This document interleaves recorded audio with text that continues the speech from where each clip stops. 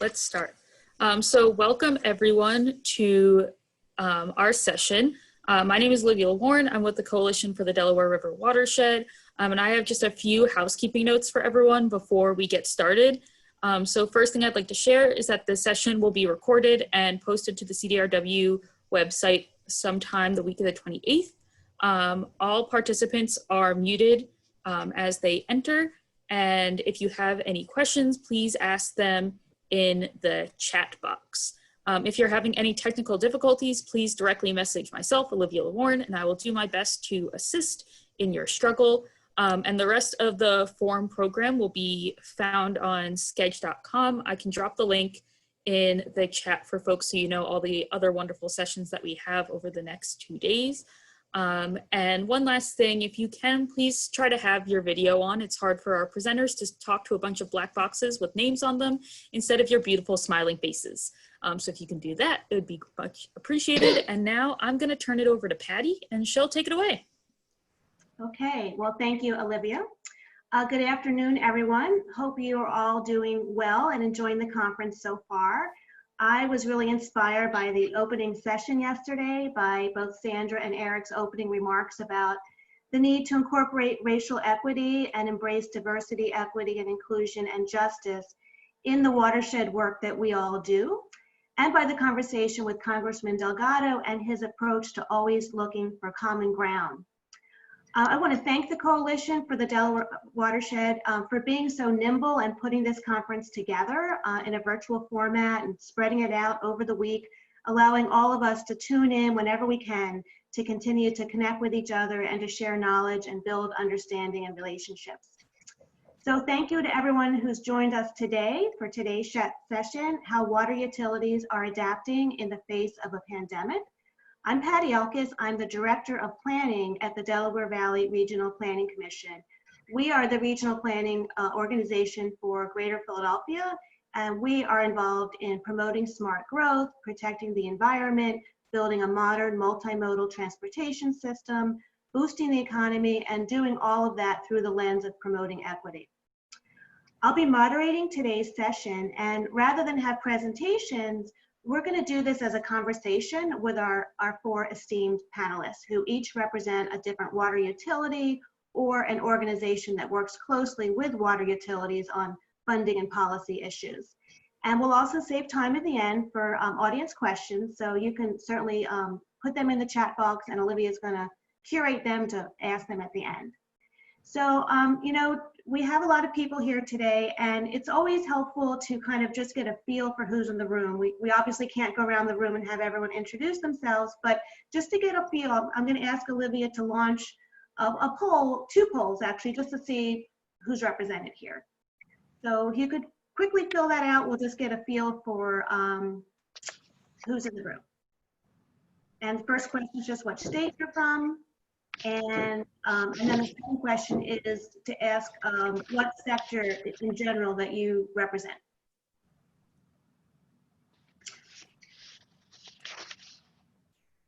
So I don't know, I can't really tell how many people have answered. If Olivia, if you feel like we've gotten a good response, let's just see the results.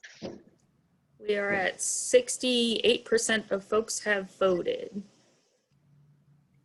I'm going to give it 5 more seconds. Yeah, right. That sounds good. All right. We got 72%. All right. Let's see who's in the room. Looks like a majority from Pennsylvania, but we have all 3 other states as well in the watershed represented, and some people from outside the region, which is always good. And we have a lot of conservation nonprofits.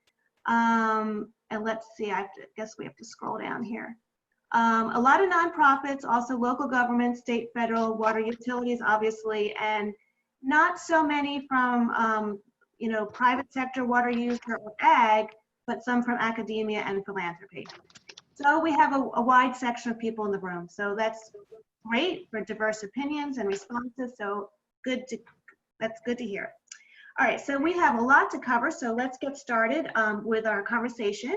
And I'm going to ask everyone on the panel to introduce yourself and to say who you are, tell a little bit about your organization, and what brought you to work in the field of water resources. So let's get started with Cheryl Norton, who's the president of New Jersey American Water. Cheryl? Thanks, Patty. I've been in the water industry since the 1980s, so I date myself a little bit, but I've been around for a long time. And I started out doing microbiology research for American Water in the St. Louis, Missouri kind of area of the United States, and really kind of fell in love with water as part of that and the industry itself as I did that work. So I did that work for a while, then I became in charge of the compliance side of our business, the laboratory compliance side, where all of our EPA testing came into the laboratory facility, and I oversaw the work there. And then moved into the operations a little bit later in my career and have been able to work my way up through American Water. And I'm currently the president of New Jersey American Water, but I'm also the chief environmental officer for American Water, which I was so proud to be able to take on that role earlier this year. And it's just really taken me back to my roots, if you will.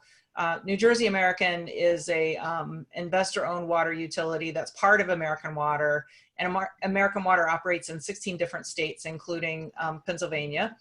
And we also have 16 military bases throughout the United States where we run the water and wastewater systems on those military bases. And we're really proud of that because it gives us a chance to kind of give back and really support our military group. New Jersey is the largest private utility in the state, or New Jersey American is in the state of New Jersey, and we serve about 2.7 million people in about 192 communities all over the state. So we have a very large footprint. I've had the unique opportunity in my career to move around quite a bit and be in different states. And so I've worked in Illinois, I've worked in Kentucky, I've worked in West Virginia and Missouri, and just most recently in the New Jersey area. So have been around a bit, but just love the water industry very much and kind of got into it by accident, but it's been a great ride for me. And I'm very proud of where we're at today and the kind of progress that we've been able to make over the past, 34 years. It's been a long time. Great, thank you, Cheryl. We're so happy to have you with us. Next, let's go to Commissioner Randy Hayman of the Philadelphia Water Department. Good afternoon, and thank you for this opportunity to be part of the panel. I'm a little different probably than most of the participants. My background is that I'm a lawyer. I'm a graduate of Georgetown Law, and I've been practicing law for about 30 years. But about in 2000, I had an opportunity to become the general counsel for the Metropolitan St. Louis Sewer District. I took the opportunity, thought I'd do it for 2 years, 3 years. I ended up being the general counsel for 10 years and was a key player in the major consent decree they had to reduce combined sewer overflows, a $4.7 billion consent decree. Then an opportunity came to go to DC Water and work with George Hawkins as his general counsel.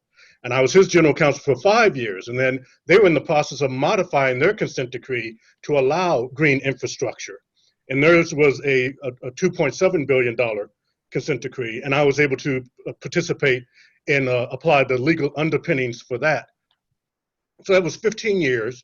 I left and became a partner at the law firm of Beveridge and Diamond, which is the oldest and largest environmental law firm in the country, headquartered in Washington. So I was with them for a number of years, and then the opportunity came to come to Philadelphia Water to be the commissioner and CEO, which I thought was just an excellent opportunity to take all that I've done in the past and be in a leadership role running an entire utility. In Philadelphia, water is held in very high esteem, and the Philadelphia Water Department is really an exciting place to work. We provide the city of Philadelphia with integrated water, wastewater, and stormwater services. We have 3 water plants with a combined treatment capacity of about 546 MGD. We have 3 water pollution control plants with combined dry weather flow of about 522 MGD and a peak capacity of over 1,000 MGD. We serve over 1.6 million customers. We maintain nearly 7,000 miles of water and sewer infrastructure, and we offer meaningful employment to over 2,000 employees who are residents of the city. So it's an exciting place to be, and I haven't even had a chance to talk about the Green City Clean Water commitment to green infrastructure, which I'll do later. Thank you. Thank you, Commissioner Hayman, very much. Great to have you with us. Next, let's go to Nathan Gardner-Andrews, who's General Counsel and Chief Advocacy Officer of the National Association of Clean Water Agencies. So, and sounds like we might have two lawyers on the panel. Fortunately, you're stuck with two lawyers, but thank you very much, Patty. I really appreciate the invite to be here with you all today.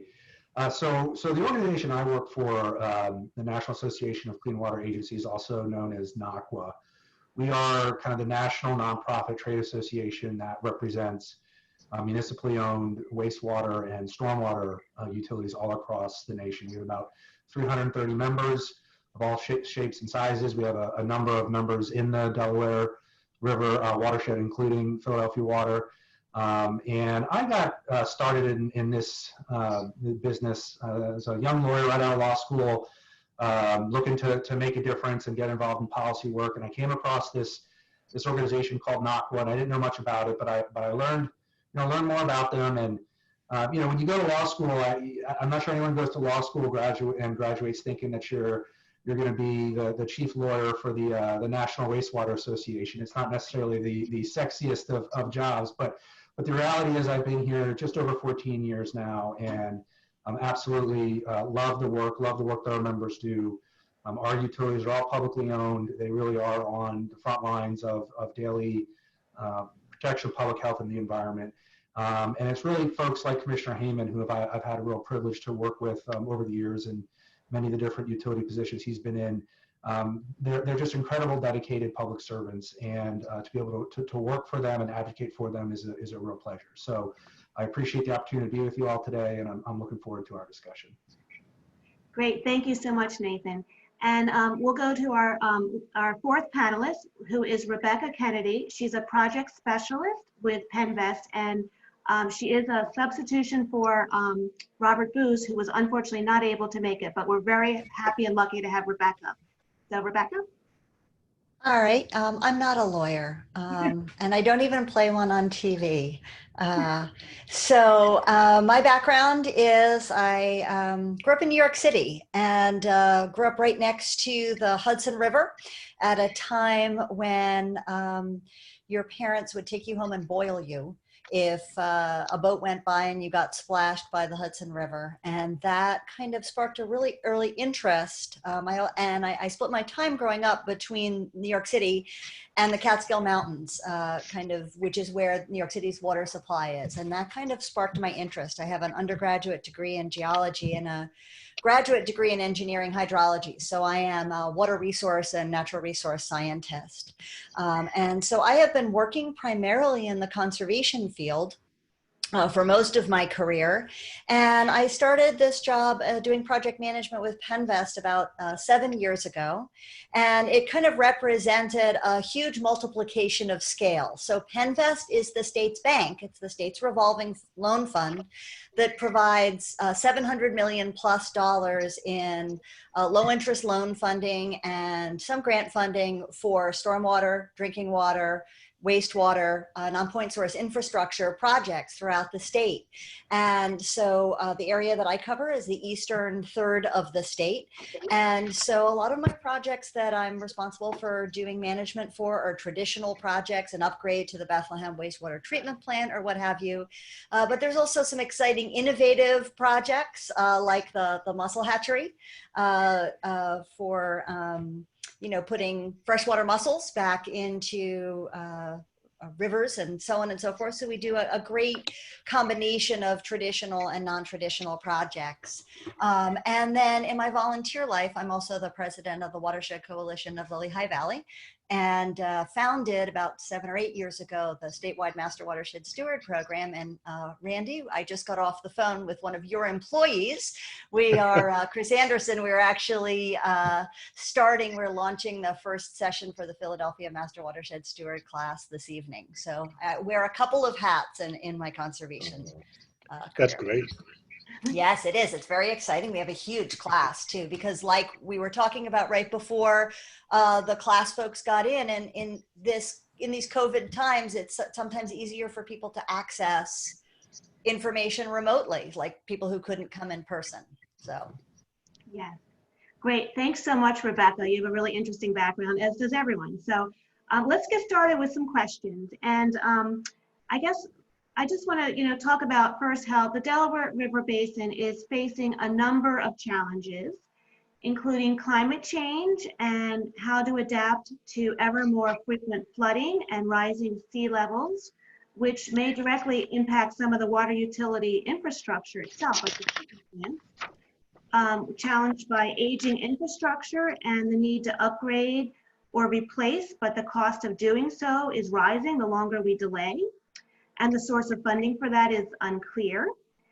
Issues of water equity and ensuring all communities have access to safe, clean, affordable drinking water and wastewater services, and that they are resilient in the face of floods, drought, and other climate risks, and have a role in decision-making processes related to water issues in their communities. And now we have also implications from the pandemic, with the importance of water as an essential service, coupled with record high unemployment levels and threats of evictions, adding to existing crises of homelessness. So I'm going to ask each of the panelists to respond to how your organization is addressing issues related to equity in the pandemic, for sure, and then to also perhaps touch on one of the other issues that you would like to touch on, which could be the climate change or the aging infrastructure, need to find funding to restore infrastructure type question. So let's go first in the same order that people introduce themselves, and we'll start with Cheryl. Thanks, Patty.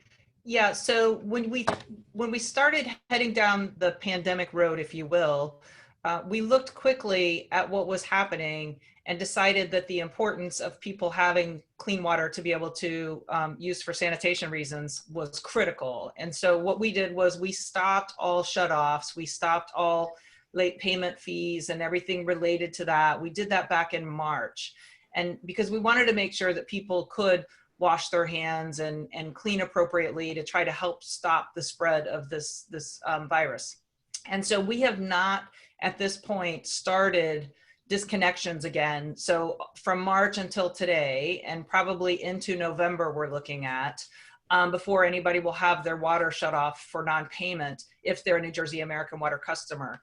And in most of our American Water locations, we're all following the same kind of path. I think there may be one state where they got pressure to move forward, but we haven't, we know how important that is. And so we want to make sure that that's the right thing, we're doing the right thing there. We also realize that people are economically challenged through this time.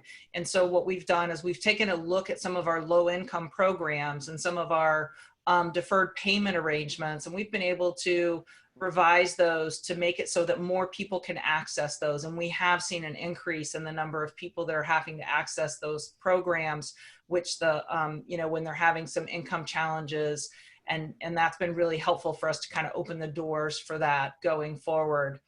The other thing that we try to do, and this ties into the infrastructure investment, we invested in 2019 about $375 million in the state of New Jersey in our infrastructure, and we make similar investments in Pennsylvania and other states as well. Lots of infrastructure needs across our footprint. And even though we make large investments every single year, it's just really challenging to stay ahead of those infrastructure needs. And the thing that we can do that really helps to kind of limit the cost impact to customers is we try to do it as efficiently as possible, but we also spread that out amongst all of our customers so that the increases related to large capital investments are very small. And so you may have a smaller community that needs a big investment, and those customers would be really hurt by making that large investment to make sure that they had sustainable, clean, safe water and sewer services. And so we can spread that out to where it's just pennies on their bill instead of several dollars on their bill for a specific project. And that's been really, really helpful across the business, because we want to make sure that those customers that count on us every day don't have any issues. And so we do the best we can through that. But the infrastructure needs through, it's different now. The infrastructure, the amount of dollars that you spent from a capital perspective used to be to add new customers because systems were growing a lot. Now today, you add a lot more dollars in capital investment related to replacing those failing kind of pieces of infrastructure, the failing systems, or the ones that are about to fail, and also meet new regulations. So from an environmental perspective, we're seeing more and more contaminants today than we ever have in the past. And I have a long history in water quality, and it just amazes me the number of contaminants that we're seeing come forward now. And so the cost to be able to address those upcoming regulations or those new contaminants that are coming out, that's a significant piece of cost as well. And so we're trying to do all these things to balance that investment and the cost with what people can afford to pay. Thank you.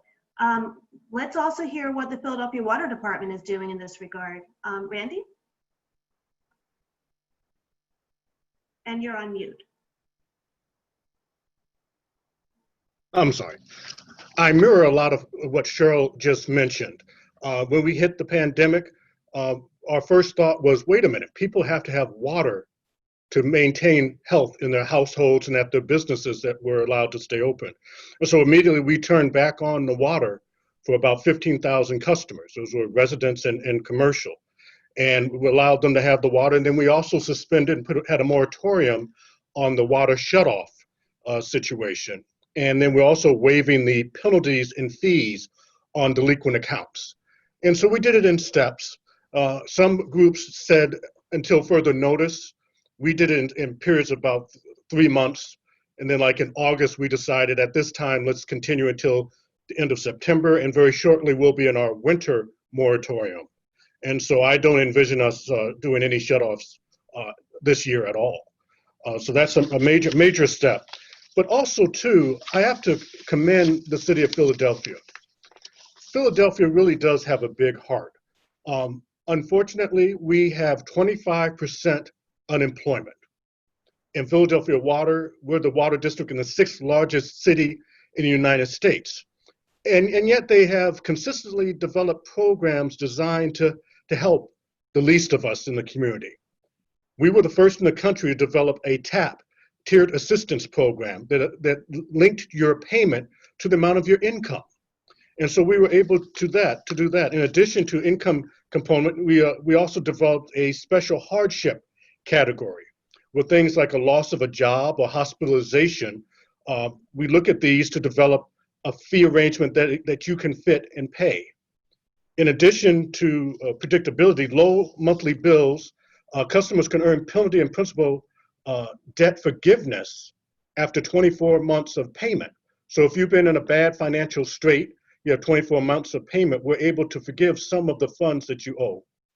And for all of those that do not have income qualified for TAP, we have given our customer assistance representatives more flexibility to develop a payment plan that will work and fit that individual.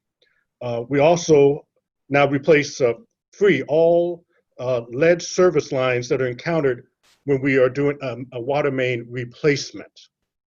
And I know the importance of this. I was the general counsel in DC when we had our major attempt. There was an attempt for a class certification for lead in water case. So this is major. And the industry had to grow as far as how do we treat lead in water and how do we treat the replacement process. You may remember at one point we were doing partial cutoffs of the pipe, and they found out that what was happening, that it was shaking and breaking off parts of the lead in the pipe, which were going into the home. To help address this and to get rid of that lead service line, again, we are replacing that when we do a main. And we also provide a no-interest loan for replacement of lead service lines that are not associated with the main replacement program. And so what we have to do is see what the problem is and then find out ways that we can assist the individuals in the homes. I would just echo too the issue of aging infrastructure. The AWWA has a program where they looked at our system, and a good amount of our system will reach the end of useful life by 2050. That's a long time, but it's not that long. And so in anticipation, we're expanding our sewer assessment program to identify, renew, and replace sewers in more proactive manner. And so that, along with a water master plan where we reviewed all of our water system and looking at what we're going to do over the next 25 years to address those issues. We have to, all of us at this table, have to be systematic in reviewing what the problems are and very strategic in using the limited funds we have to address those problems. But the problems and the issues we face are major. Thank you, Randy. And it's good to hear that it sounds like both New Jersey American and Philadelphia Water Department have a heart in this, especially in these times. It's really encouraging to hear that. So thank you. Let's hear from Nathan, who probably, Nathan and Rebecca are representing different organizations. So let's hear their perspectives on this. Nathan?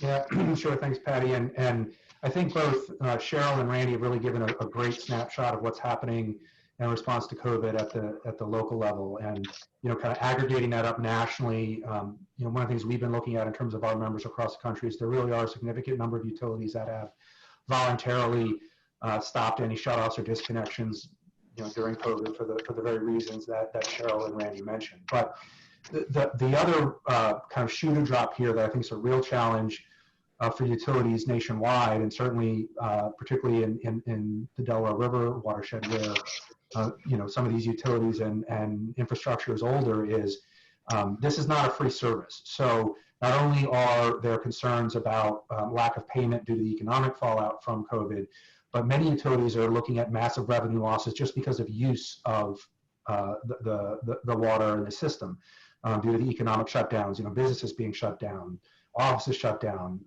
factories shut down. So we've been looking at an aggregate national level. It's impacting different utilities different ways, but the scary part is that based on calculations that NACA and others in the water sector have done, on the wastewater, stormwater side, we're looking at the potential of up to $16 billion on an annualized basis in revenue loss across the country. On the drinking water side, you're looking at close to 14 billion. So aggregate that together, and we're talking about a major hit here to utilities in terms of loss of revenue due specifically to COVID. And that's on top of the challenge many utilities are already having, raising rates and making the infrastructure investments they needed. So a couple of things we've been trying to focus on at the national level. One is to make sure that we're right in the center of all the conversations that have been happening around federal relief. Unfortunately, to date, there has not been any specific federal money allocated for water. There are some utilities that have been able to get some money that have kind of trickled down through state and local governments through the CARES Act and other things. But although they're at a stalemate now, I think there's definitely a sense that whether it's sometime this year or early next year, Congress will need to do another major batch of COVID relief. And certainly we're going to do our best to make sure that water is front and center in that. Really to help the utilities, but also make sure that those lowest income households continue to relieve the financial support that they need. But the other challenge with COVID is that what it has done is it has really accentuated what I think anyone who has worked in the utility space has known for decades, which is we have a growing what we call affordability problem.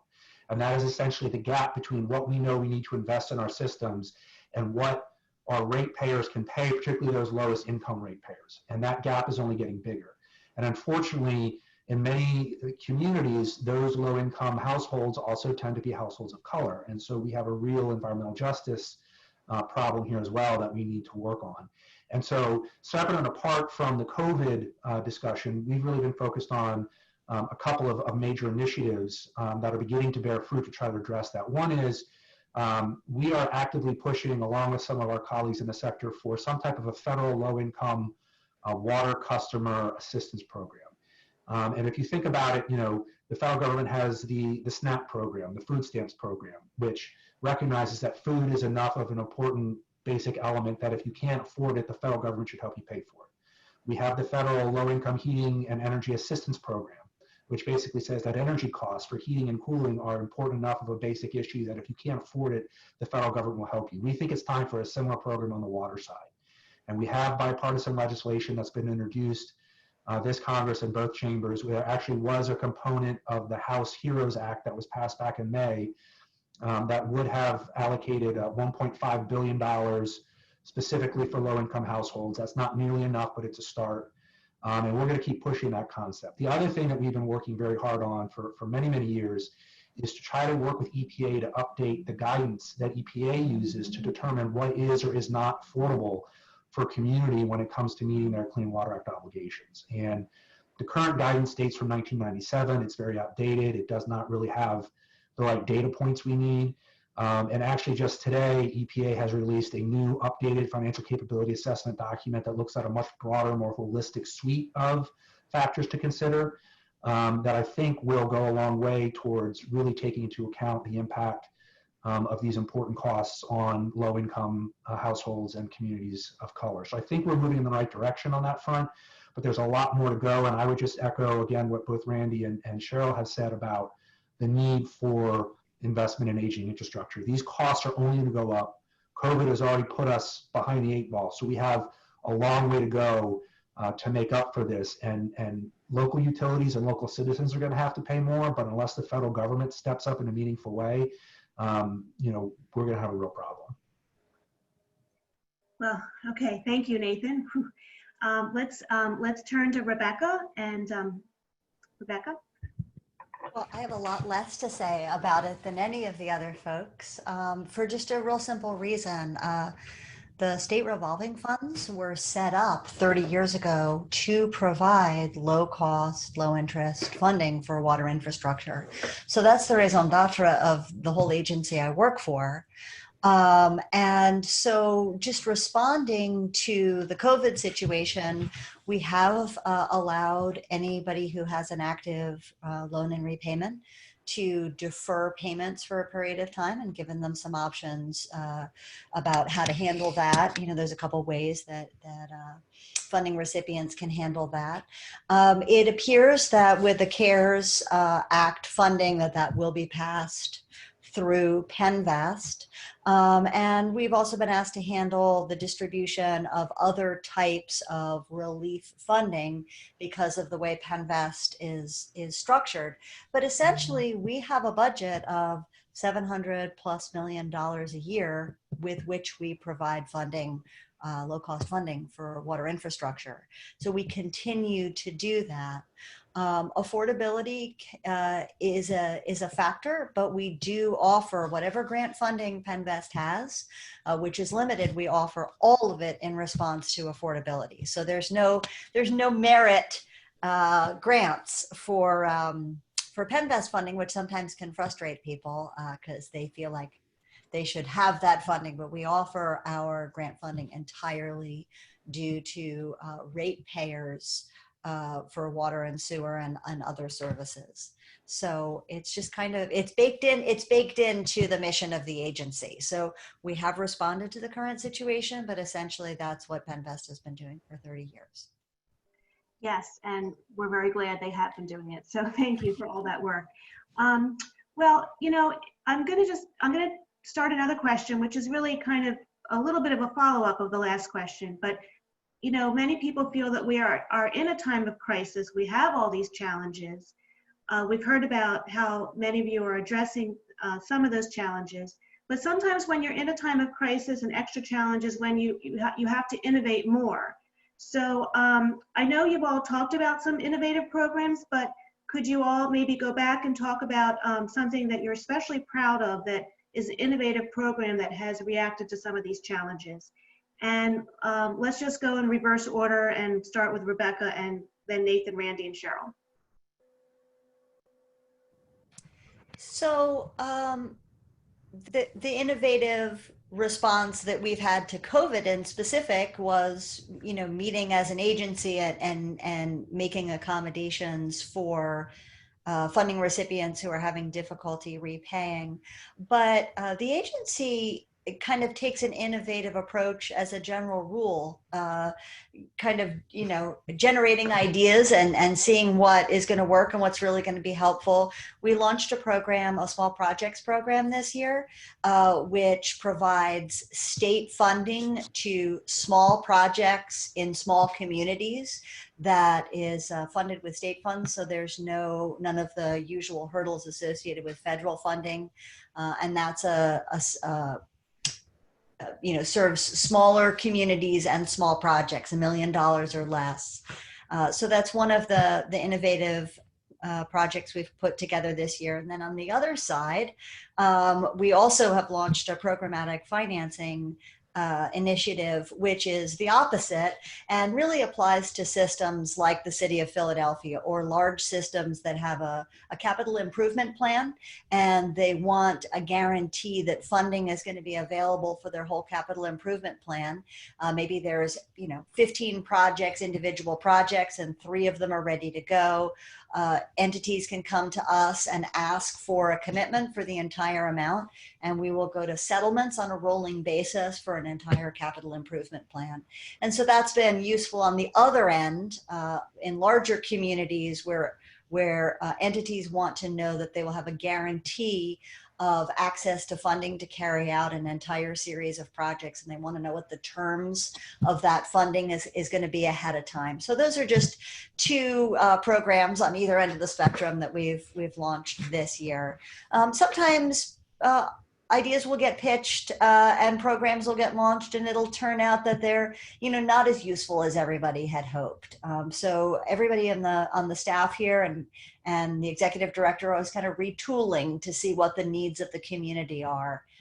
So if anybody who's on this in this session has brilliant ideas, feel free to drop me an email and I will pass those along. And when we get asked to change programs or structure often enough, usually people will consider it. Thank you, Rebecca. Nathan? Yeah, kind of playing on off that theme, a little bit of looking at things perhaps a little bit more holistic perspective. One of the challenges that the utility world has faced for a while, and I think is now only more accentuated with the challenges of COVID, is the Clean Water Act and the Safe Drinking Water Act have been incredibly successful at what they were written to do. But a byproduct of the way the acts were written and the way that they have been regulated through EPA over the decades is we've created somewhat of a siloed approach, at least from a national policy perspective, where clean water's over here and safe drinking water's over here. And the reality, as we all know, is that water is a circular process, right? And what we really need to be doing is looking at these issues more holistically from a watershed perspective than as opposed to just kind of narrowly siloed. And one of the things that kind of was development at the national level a number of years ago, actually starting in the Obama administration, that NACWA championed along with some others, is trying to work with EPA in the states to kind of sit down in a collaborative fashion with water and wastewater utilities and look a little more holistically at what are all the various regulatory obligations that they have on their plates. What are all the various things they need to do to make sure that they're keeping the public safe and protecting the environment? And look at all those obligations in a little bit more of an integrated fashion. And EPA did in 2012 come out with what they called their integrated planning framework, which for the first time allowed a community and utility kind of sit down and look at all the things they needed to do and say, how do we think we should best organize this? Where should our priorities lie? Instead of everything being a priority all at once, maybe we prioritize those issues that are most important for our community and work collaboratively with our stakeholders, with our citizens, with our regulators to get that done and make sure that we're, for lack of a better term, getting the best environmental bang for our buck. And that was a really successful program that the Obama administration and the Obama EPA put forth. The current Trump administration has been really supportive of that. And there's been a lot of bipartisan support in Congress for it. And I think it's a great example of how you can take an idea that doesn't have to be a partisan idea and kind of grow it and implement it. And I think what it has done is created an environment now where, particularly in COVID, and particularly given the challenges utilities are going to be facing coming out of this pandemic in terms of the revenue issues that we've already talked about, this will provide a framework in a transparent, open way for these utilities to figure out how best to address their most pressing needs and do it in a collaborative fashion with stakeholders, their ratepayers, and their regulators. Thank you, Nathan. Let's turn to Randy. Okay. Well, I would say during this time of COVID, it's important that we do more with less. We have to be effective and we have to be organized. And we have to look at things in a different way. When I look at our COVID response, I have to admit, one of the things that I had to do was think more like a millennial as far as the work from home aspect. It wasn't something I was originally comfortable with. I was more, you come to the office and you work, but we had to change. We didn't have an option, and we did. And one of the things the speeches that I gave to my group right when COVID hit was that we do our best work sometimes walking to someone's office, talking in the hallway, getting information. I said, the only way we can do this is if we stay connected. And so we did. We made sure we bought the laptops. We had our weekly staff meetings. We had our one-on-one meetings. Then we had to go out and create processes or procedures for keeping the automobiles that people were in were clean, that we had to have processes and procedures for working at the work site and staying healthy and safe. And we were able to do that. And then we had to limit, because of our budget cut, we had $25 million budget cut, that we had to limit our projects to those that were deemed to be critical and necessary and associated with health and safety. We've been able to do all that. So again, we had to do more with less, and we had to be effective, had to be organized. Now, as far as innovation, one of the projects we're most satisfied with and happy with and encouraged by is the Green City Clean Water Program. That many are aware, it's our program where we bring in green infrastructure, and we also at the same time enhance some of the gray stormwater infrastructure. We target these improvements with the desire to stay in line with the Clean Water Act and to reduce our combined sewer overflows. We've been very successful with this program, and during the COVID situation, we've had to look at it and analyze, how do we go forward? The program leverages significant private investments through redevelopment that must meet stormwater regulations. And at the same time, it brings about interesting public-private partnerships that are going to become more important as we go forward with limited funds. We have realized significant programmatic success to date. We have exceeded the program performance standards set for the program at year 5, including mileage of interceptor pipeline, green acres, combined sewer overflow volume reduction. And we've realized thousands of installations of GSI throughout the city to date. And along with upgrades to the existing sewer system, we've removed approximately 2 billion gallons of polluted stormwater from entering our system. That's 2 billion gallons of water. It's an extremely significant program. It's one of the first of its kind in the country, and I think is a good example of positive innovations, even during a COVID time. Thank you. Thank you, Randy. And let's go on to Cheryl. Sure, thanks, Patty.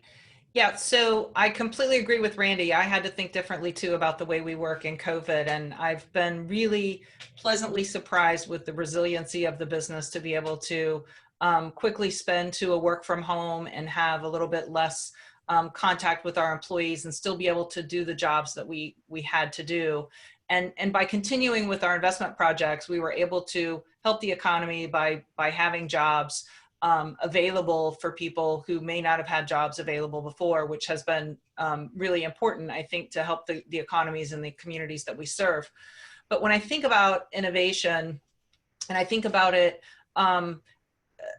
from my perspective, when I first came to New Jersey, I honestly didn't realize how challenged some of the water sources are in this area and how much contamination there really is. And so source water protection is a really big focus for our company. And we're having Source Water Week this week, actually, which has been kind of fun. We're having webcasts for our employees and talking about the importance of protecting our source water. And we don't just want our water quality and our environmental employees to attend this. We've developed this program so that every employee can attend this and really start to understand how they can impact source water from their position, just of how they live every day and what impacts source water in a positive way and what impacts it in a negative way. And while we can't help what's in the source water, we can't stop that necessarily. We're keeping a very close eye on it. So we're doing routine testing to make sure that our source water condition is staying the same or getting better, hopefully, than what it was in the past. But we're truthfully seeing contaminants come in that we didn't know about before, the PFAs. That's a big deal for us. And so we've had to install treatment at 5 different locations so far, and we're working on probably about 5 or 10 more locations where we're adding treatment to remove these perfluorinated compounds, these forever chemicals, if you will, from our water, so that we can provide our customers that safe, clean water. And we're trying to stay ahead of the regulations, which is a big challenge as well.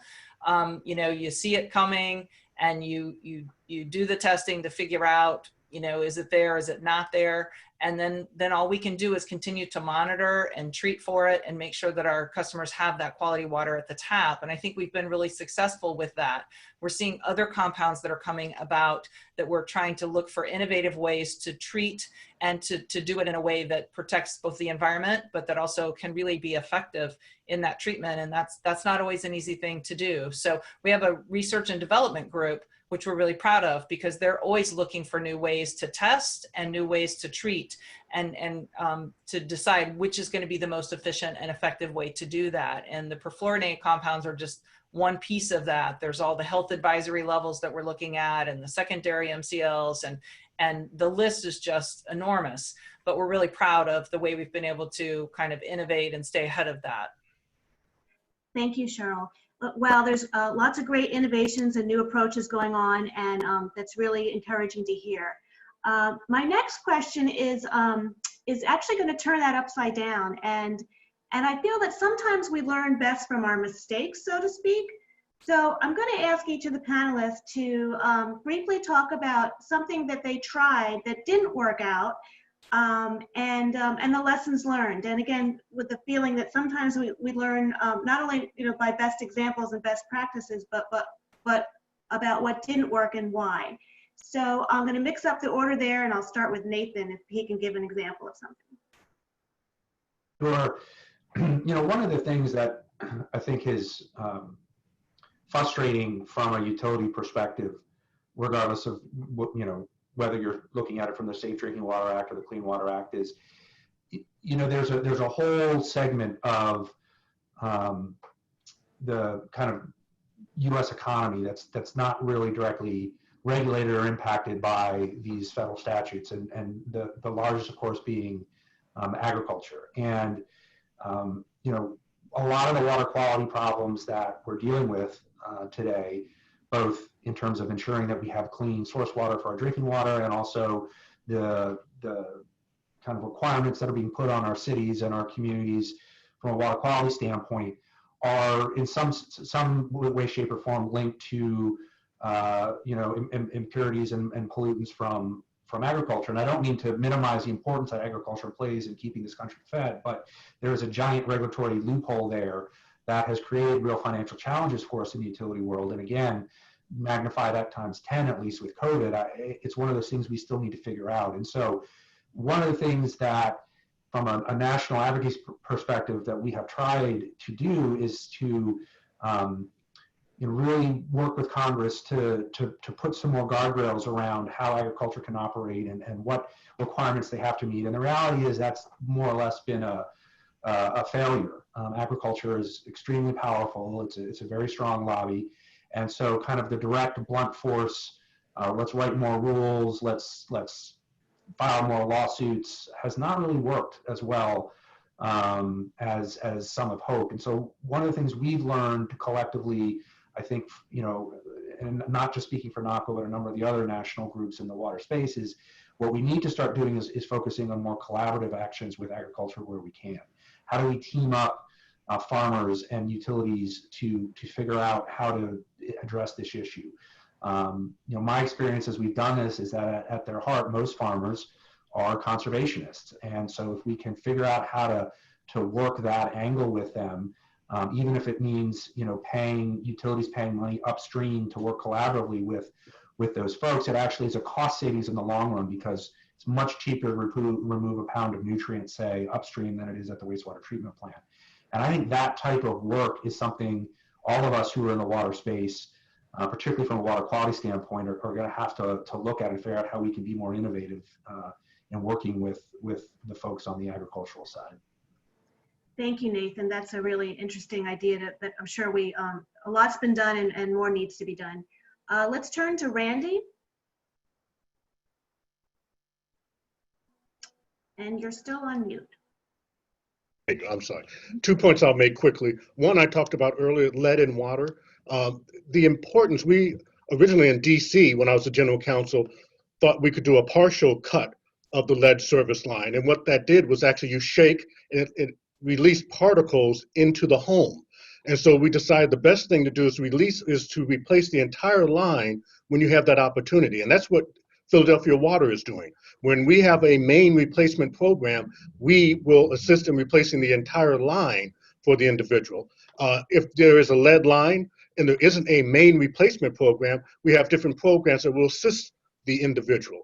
And so you learn from your mistakes. We thought that was a good idea at first to do a partial replacement. We found out later that no, it actually releases more lead than it helps.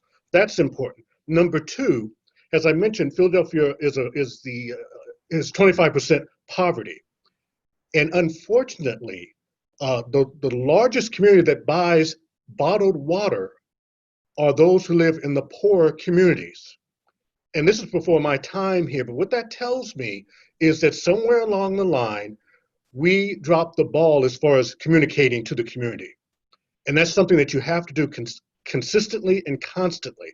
And so what we've done to address that is we have developed a water ambassador program. So individuals in the community are educated about the safety of the water and the protocols we cover, and are able to share that information with their neighbors, who you believe more than someone that you don't see from the water company on a daily basis. We also developed water bars, where we would put up a tent outside City Hall, and we might have the mayor or a city council person, myself, giving out water and talking to people about the water, how it's protected, the projects that we have, and all of that. The bottom line is better communications. In this, especially during a time of COVID, communicate as clearly and as often as you can. Thank you. Absolutely. Yeah, thank you, Randy. You can never communicate, you can never over communicate. Let's turn to Cheryl. Yeah, Patty, this is a hard one. I mean, it is hard to take a look at yourself and say, gosh, what have we not done so well? And I think that one of the things that I talked about earlier was our source water protection program and our source water education program. And I think that is an area where we absolutely made some mistakes, and that this program that we're working on right now is an outcome of that, because, you know, sometimes you don't see it coming. And we've had some contaminants that have come through, and we don't know where they came from. We don't know, you know, we didn't see it coming until it was detected, you know, going into our treatment facility. And so we're working really hard to use a program we call Water Suite to look at who is upstream from us and what kind of potential contaminants are there. And this is something that is spreading across all of American water, where we're doing a very detailed plan about what could potentially be a contaminant in our water, and how do we look for that? How often do we look for that? What does that protection program look like? And if we do have if our monitors do pick it up, then what do we do about it? And how quickly do we do that? And so the other piece of that that's really key is the collaboration piece and the transparency and the openness, not being afraid to go to our regulator and say, hey, we found this, help us with this. Go to neighboring utilities and say, hey, we found this, have you seen this?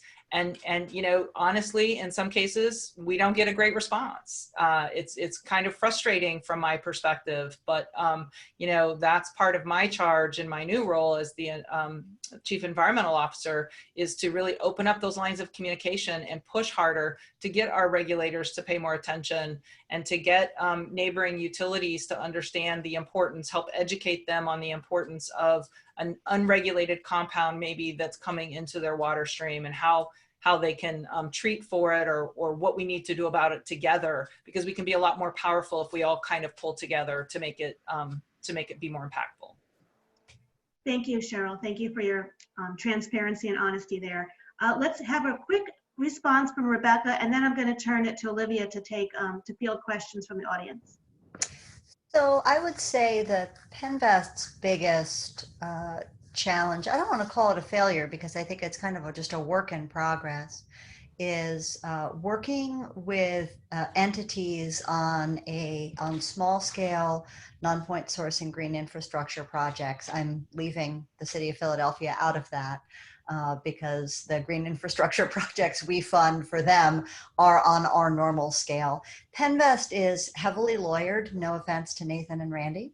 And so a lot of smaller projects are just not managed by entities and set up with partnerships that are a good fit for the collateral obsessed legal language foundation that PennVest requires, because when we're doing $100 million projects, we're about to entertain a close to $100 million or over $100 million application from the city of Philly in our next application round. So that's what we are set up to do. And so that's kind of a work in progress, is how PennVest can provide capital infrastructure financing for smaller scale green infrastructure and non-point source projects for funding recipients who aren't lawyered up and don't necessarily want to be. And we're learning and we're getting better at it, but that is definitely, that's definitely a challenge. Having been an applicant, I'm really happy to hear that, because there are a lot of hoops to jump through. So let me turn it back to Olivia, because I know there's some questions that have come in and we have a couple minutes left to try to get them answered.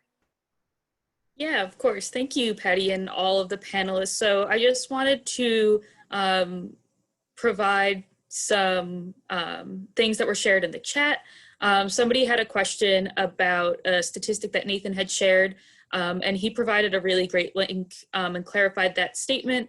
And the link is from NACWA. So if folks had questions about the economic impacts that Nathan was discussing, the link is in there. Someone from USDA has some information about the 2018 Farm Bill, going to the points about agriculture as well that Nathan had brought up. So I want to remind folks that if you have any other questions, you can put them in the chat and direct who you're asking the question to. And while folks are thinking, Patty, I wanted to know if you wanted to go in a little bit about the water table project that you're working on while folks are putting their noodles to the test to type out their question. Very much so. Okay, thank you. So yes, so I am managing a project called the Water Table that is funded by the William Penn Foundation, and it aims to bring conservation nonprofits, the private sector, water user community, and local governments together to build relationships and collaborative initiatives for better alignment of efforts, new projects, possibly new funding sources. So this idea is, again, bring these three different sectors in a broad sense together to find alignment and solve problems. And so I wanted to just ask the panelists, and I'll even just, whoever wants to jump in, what benefits, ideas, projects, outcomes do you see that could come out of this water table idea that brings, again, the conservation nonprofit, local government, and private sector water user community together to align efforts? Does anyone have any initial thoughts about some outcomes from that water table process?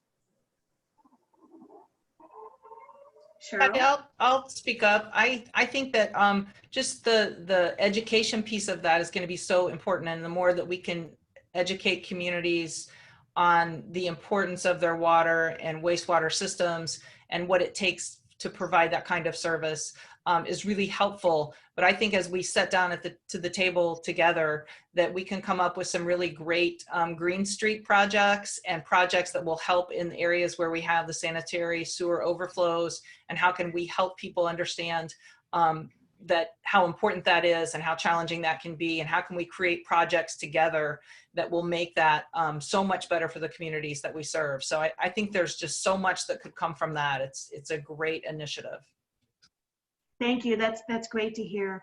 I had myself on mute because my trash truck decided to come by at this moment. But anyway, would anyone else like to jump in with an idea? I also have a question. Back to Olivia. Yeah. So Lena Smith asked, for both Randy and Nathan, municipally owned water utilities are important anchor institutions for communities. They provide good union jobs and career paths. With high rates of unemployment and economic recession, what do you see the role of water utilities in economic recovery from the COVID-19 recession? And what, as advocates, can those on the meeting and the call today do to support stimulus funding for water utilities? Okay, this is Randy. To support, I would say, listen to a lot of what Nathan had mentioned. There are different bills that are going forward in Congress and in the Senate, and to stress to your representatives the importance of water and the importance of funding the issues that we're dealing with.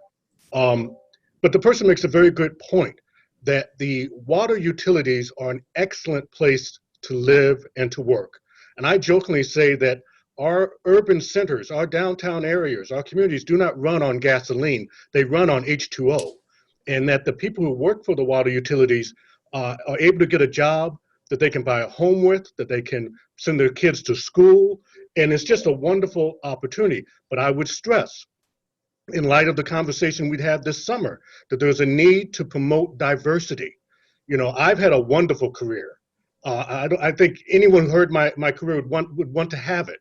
But the bottom line is that there aren't enough minorities who are looked at and seen as being able to enter and able to progress up the ladder.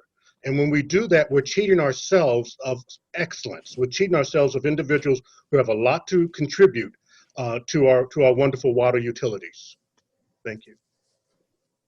I would just very quickly echo everything Randy said, and you know the job potential there is significant, not just at the utility themselves, but to the extent that I mean, we're all aware of the aging infrastructure problems. There are literally hundreds of billions of dollars in projects around the country that if the money was on the table, utilities could invest in and create really good paying jobs on the construction side as well. These are not small projects, right? These are major projects. And so from an advocate standpoint, I would say, what we need to do, if we care about water, we need to make sure that when they talk about a stimulus bill next year, and I feel confident regardless of what happens with the elections, there's going to be talk in Congress about a stimulus jobs bill in January, February.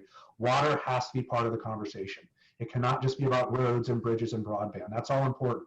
But if water isn't up there, we're going to really miss out on opportunities. So the best thing you can do as advocates is continually remind your elected leaders that water is just as, if not more important than every other infrastructure sector that we hear all the time when politicians talk. We really have to get water in that conversation consistently. Great. Well, thank you again to Patty and the rest of our panelists.